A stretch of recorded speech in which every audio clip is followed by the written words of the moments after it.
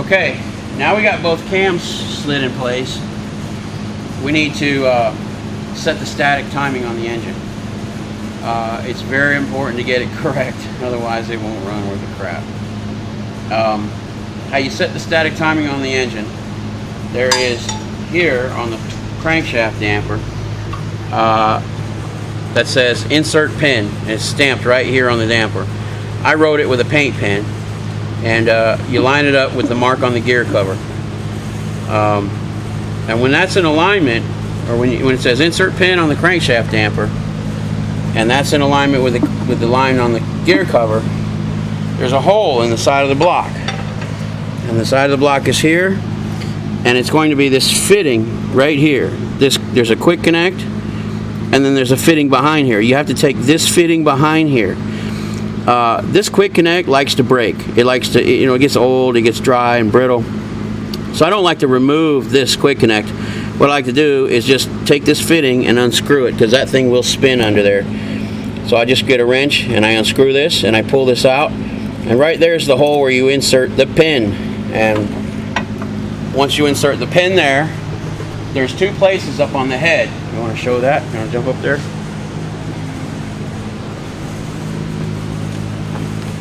And those places are going to be, it almost looks like a broken screw hole. You see this? It almost looks like a screw hole that's been broken. And that's where you put your wedges, the timing wedges for the engine. The timing wedge will slide right down in here, and there'll be a flat on the cam that it matches. What timing wedge do you use? There's a timing code on the engine cover. And let's go get the engine cover and look at the timing code. Alright, can you see that good? Right here is the timing code. Okay, the timing code is that's on the gear cover, is 46. That's not a 46. That's 4 and 6. The first number is always going to be the injector cam. The second number is always going to be the valve cam on these 870 and 871 engines. Mine's an 871. So on the 870 engines, there's different timing codes based on the serial number of your engine, which your serial number of your engine is right here. So whatever you do, you need to go in the book, you need to look this up, and then go on Quick Serve and find out what your timing code is, because they do change on the 870s, but they don't change on the 871s. So mine's at 4 and 6, which means I need the number 4 and number 6 wedge, which would be in this box here. This one. I need to find my wedge kit. Cut. And the timing code of 4 and 6 on my timing cover, or my engine cover, means I need the 4 and 6 wedge. And here is that's something else. Here's the wedge kit. Oh, I got one more thing in there. Here's the wedge kit. What it is you have this pin. This pin will go in that hole I just took the fitting out of, in that hole, and through the hole where this green section will line up to that hole and go right into that hole. Well, there's a notch in the crank, and it'll fit right in that notch, and it'll pin the crank so the crank cannot move. And then according to the timing code on my engine cover, which is 46 on my truck, if you grab the 4 and 6, here's the 6, and here's the 4, and I think the other one I had was a 7. Yeah, which we're not going to use the 7. And that's my timing code of 46. Number 4 goes, the first number is always the injector cam. So if you see a 46, 4 is the injector cam, 6 is the valve cam. So let's go ahead and wedge the engine, or do the static timing on the engine, so we can start to put the front gear train together. You cannot put these gears on without properly timing the engine. Otherwise it gets out of sync. So I'm going to reach in here best I can, put this pin in.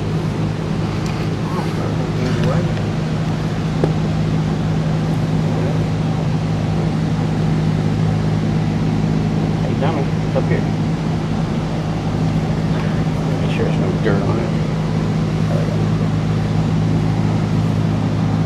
And goes where I took that fitting out. Just like that. Nice and tight. You see it's not going in all the way. There's that little notch for the green notch. It's not in.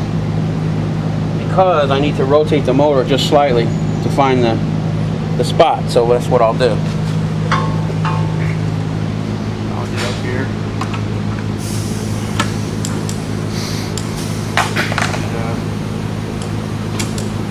Back it off first a tiny bit. And that way I know what direction I'm going. I'm going to press in on this pin a little bit with my fingers, and I'll feel it slip into the crank.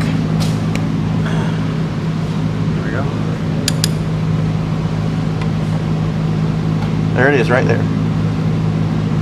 Just went in. Now that's tight. And then if we reverse this, that's the other one. So it's got a tiny little bit of play in it, not much.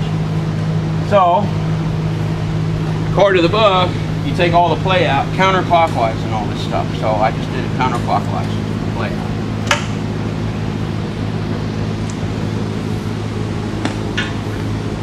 Now the pin's all the way in. I can't see the green part anymore. I felt it drop into that hole. Next thing to do is grab a timing wedge. And grab a set tool. And let's show this up here. Where the timing wedges go. Take off this little bit of plastic so we don't get dust all over everything. And they go right here. It looks like there's a broken screw hole, but it's actually not. It's for the timing wedge. Here's the 6. It goes here. And here's the 4 for my engine. The wedge part goes towards the cam, obviously. And I need to rotate this thing. There's a flat right there. You see that flat surface? That flat surface? Rotate this thing and drop this wedge in. And I'm just working the cam like this and pressing with one finger a little bit. That's all I'm going to do. Don't ever hammer it. Don't ever force it, because you will not get it out again. Well, and also, this is something I learned too. If you're going to check the static timing on somebody's truck and their engine is warm, let's say you think maybe the cam has slipped and you want to check the static timing to see if the wedge fits in there, you pin the motor. The engine's still warm from when it ran, you know, fairly warm, and it's cooling off. If you slide this wedge in there and you get it all the way down, and that engine cools off another 10 degrees later, guess what? You'd be hell to get this wedge out of here, because all the metal will cause this wedge to get stuck as it changes temperature. So I found that out the hard way. Somebody came over one time, their engine was still slightly warm, said, I think my injector cam slipped, you know, they just rebuilt my motor and now it's running like crap. I slid this wedge down in there and the engine was still kind of hot, and then, you know, a few minutes later I went to pull it out. Oh, it was hell. So, you know, as it is, it's already snug. So let's do that one, and then we'll do the number 6. Move it around, get it lined up, just like that. And you can see that right there. Now they're both lined up. So that's how you do the static timing on these. Now all we got to do is put these gears on. Put those gears on, and we can start assembling the all the stuff in the top of the head.